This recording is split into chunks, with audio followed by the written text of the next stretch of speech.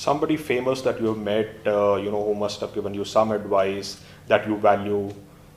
Is there anybody that you look up to? I mean, of course, Prakash sir. He himself is of course a legend, and he's my mentor right now. And I'm very, it's my privilege to work with him, and he being my mentor, he keeps telling me his experiences, the way he's played and the way he's done, and he keeps giving me a few tips here and there.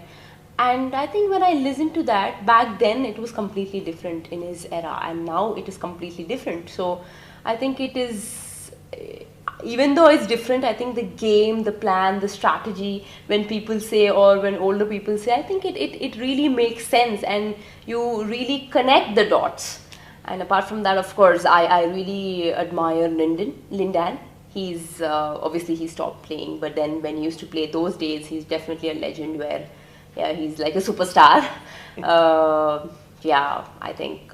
And from different sports, I do follow a few athletes like Virat and Serena Williams and Ronaldo.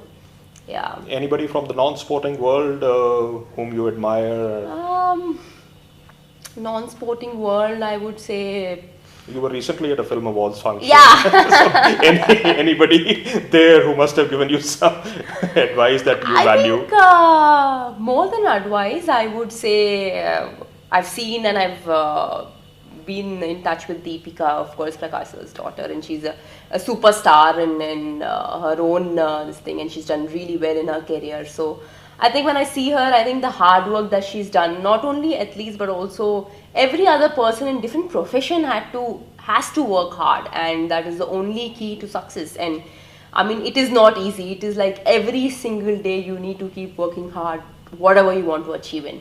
So I think when I talk to her or when I see her, and we've played also recently badminton, so she keeps telling me how it is, how her day-to-day life is. So it feels really nice that she used to play badminton, but then later on she chose her profession and she's into acting now.